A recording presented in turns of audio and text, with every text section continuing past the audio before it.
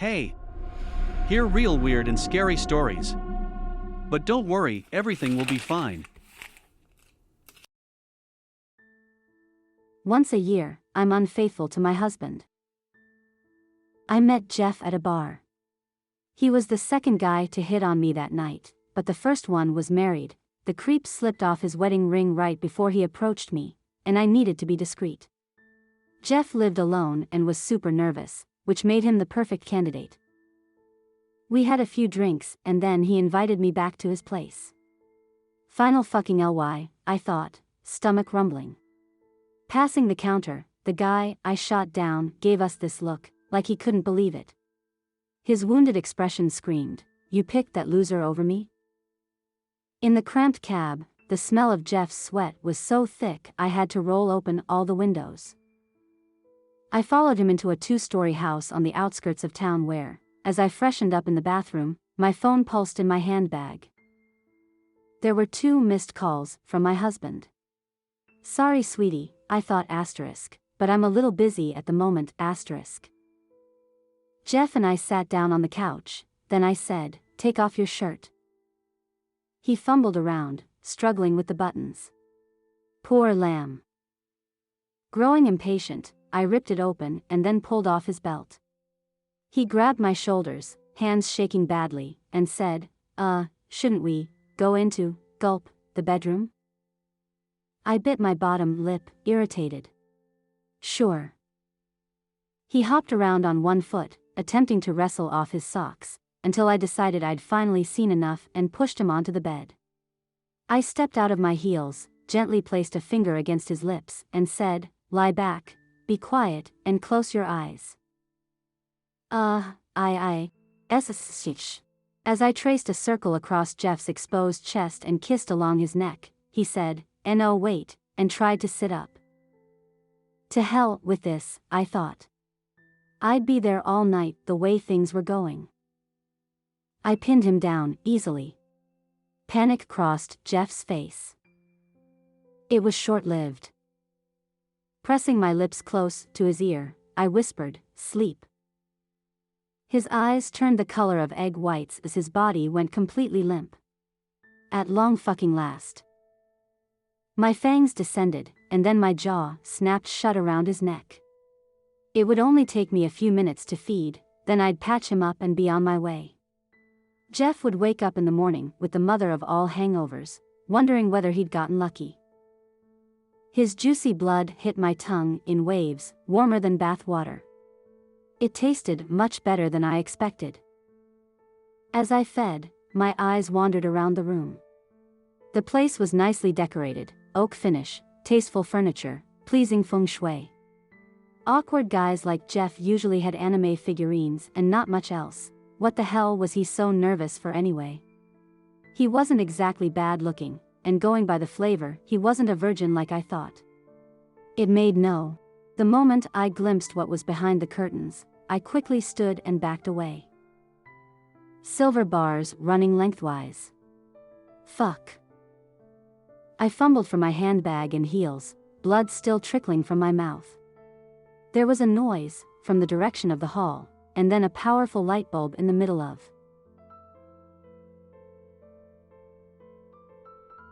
Once a year, I'm unfaithful to my husband PT2. So I got catfished by a vampire hunter. How's your day going? The bastards planned the whole thing out. Right as I took my first sip from Jeff's veins, his buddies burst through the door armed with wooden stakes and flashlights. They'd used him as bait. I'd made it out alive, so to speak, but was exhausted and dizzy from the hunger. Since the hunters knew my identity, there was no safe place to go, and I eventually blacked out in the alley. It was noon when I woke up.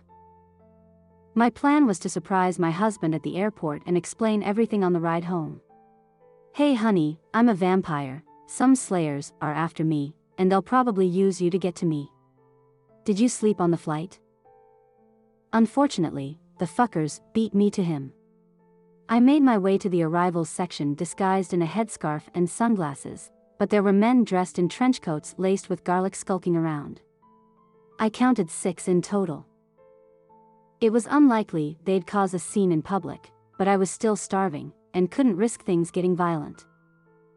Two of the men approached my husband as he stepped through the gate, then his eyes widened as he covered his mouth. Maybe they fed him some story about an accident. "Sir, your wife is in hospital, please come with us." My phone battery died just after the attack, otherwise I could have warned him. But instead, he followed them into a van, like an eager puppy getting taken for a walk. I knew I should have told him I was a vampire on our honeymoon. When my bloodlust became unbearable, I went and found a homeless man, quickly replenished my strength, then slipped $100 into his pocket for the trouble. Feeding outdoors was insanely risky. Unfortunately, I had no other choice. I was too weak to hypnotize him, but figured if he told anybody they'd think he's nuts. Now thinking clearly, I found a coffee shop and asked to borrow a charger. In a booth tucked against the far wall, I plugged in my phone. The moment it switched on, a call came through from my husband's number. "Bella." "Lawrence," I said, frightened. "Are you okay?" He suddenly groaned like he'd been struck between the ribs, and then I heard muffled shouts. "What's happening?" "Lawrence." A man breathed down the line. "Afternoon bloodsucker." It was the gang's leader. "Who are you? What do you want?" I thought that would be fairly obvious by this point. "Let my husband go." "He's not. Do you remember the house on the edge of town?" "Yes." "Good.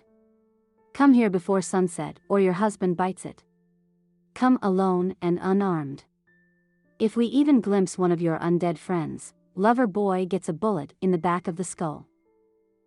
If you hurt him, I'll..." Lawrence screamed in the background. The leader moved the phone closer to his mouth, so the sound became clearer, then said, "You've got 3 hours," and hung up. Bastard. Sundown was at 7. I watched the house from a safe distance until then. Silver bars crisscrossed the windows, which meant the only way in was through the front door. I'd hoped to see one of my attackers come or go, then maybe take a hostage, but had no such luck. Images of my husband spitting blood clawed their way to the front of my mind. Were they torturing him in there? It soon got dark, leaving me no choice but to walk straight into their trap. I pressed the doorbell, which felt weirdly formal, and alerted them to my presence, but I didn't want to take any risks. Nobody responded, so I pushed open the door, my hands shaking badly. Inside there was at least $200 worth of garlic strung along the walls. It smelt like a family of 5 had been shitting on the floor. Sniff sniff. "There's the carrot and sweet corn puree baby Jason had for lunch, it's still fresh. Man, that stuff shoots right through him." Sniff. "Yuck, there's grandma's tuna casserole. Her digestion problems are really getting worse." The delectable mix of entrees blasted my tongue, getting warmer with every step. In the main lounge, the same one Jeff and I made out in, the hunters were waiting. Beyond the group was a floodlight, which made them all appear as silhouettes. My eyes felt like someone had dragged a garden rake across them. "On your knees," barked the leader. I said, "Where's Lawrence? First, I need to know he's okay." It was meant to sound like a threat, but came out like I was begging. Wood scraped along the floor as Jeff dragged Lawrence into the room, tied to a chair by a length of rope. His left eye was badly bruised, and his bottom lip all split. "Bella." "Hey babe." Something sounded wrong. His voice was calm. Bored, almost. "Good to see you." Was he delirious? The leader snapped his fingers, then a hunter struck my husband, who growled in response. "On your knees," the leader repeated. "Now." "First, I need your word you'll let Lawrence go." He nodded. "Done. Now get on your knees, or you both die." His voice began to rise in anger. Slowly, I lowered myself to the ground. Hands behind your head, blood-sucker. I did as he ordered. 2 of the hunters fanned out and approached my sides, carefully. One had silver handcuffs, the other clutched a stake. There was nothing I could do. Any aggression would get my husband, the only person I cared about, killed. Lawrence, I said, getting all choked up. This was the end. I love you. What are you doing? He asked, calmly. Hurry up, waste these goof. The leader, now pissed, punched my husband square in the jaw. Shut the fuck up. My husband spat blood, grinned at me, then said, well, if you're not going to do it. His mouth opened, as if in a yawn, and kept opening it, wider and wider. The hunters exchanged confused glances. My husband growled again, much lower and deeper, and then his chest and arms expanded, rapidly, while the hunters took a few wary steps back. Lawrence's mouth and nose elongated into a snout. The hunter I'd held hostage before shouted, "What the fuck?" his voice all high and nervous. Black and gray hair sprouted all over my husband's body as his clothes tore into pieces. Within seconds he was too big for his restraints, too big for the chair even, and then he was free. He dropped onto all fours and howled. It sounded ferocious. What the fuck, I thought. Lawrence is a werewolf? One of the hunters charged him, but with a swipe of his claw, my husband cleaved the idiot's chest apart like tissue paper. 3 fat spurts of blood hit the wall. The leader screamed, "Get her cuffed now," and pointed to the men who'd closed in on me. The second my wrists began to burn from contact with the silver cuffs, I spun around and grabbed the man holding them by the throat. The other guy charged me from behind, but I leaped onto the ceiling, and then hurled my captive into the floodlight. Once it exploded with a shower of sparks, my eyes stopped stinging. The 4 remaining hunters flicked on their flashlights. One pointed directly at my husband, casting a wolf shadow across the furniture. Soon his head disappeared between Lawrence's serrated teeth. The others flashed their torches over the walls and ceiling, scattering like headless chickens. One made a desperate break for the door. After falling onto him, soundlessly, I nicked his carotid artery, and then he collapsed into a pool of his own blood. If not for all the garlic, I'd have stopped for a mid-fight snack. Another hunter charged me from behind. I sent him hurtling across the room with a shove to the chest, and then my husband twisted in mid-air and caught the man, like a dog playing frisbee. After that, the room was quiet. My husband looked towards me, panting heavily, his long tongue drooping past his chin. I put my hands on my hips. What the fuck, Lawrence? On 2 legs, he crossed the room. A pink-teated underside hovered inches away from my face. Bending down, so we were eye to eye, he licked my cheek.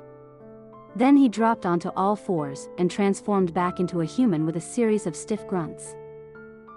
Lying naked on the floor, he propped himself up on one elbow and winked. Hey, babe.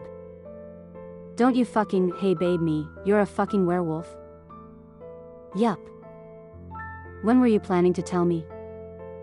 Right after you told me you were a vampire. He kissed the air and raised an eyebrow. Ugh.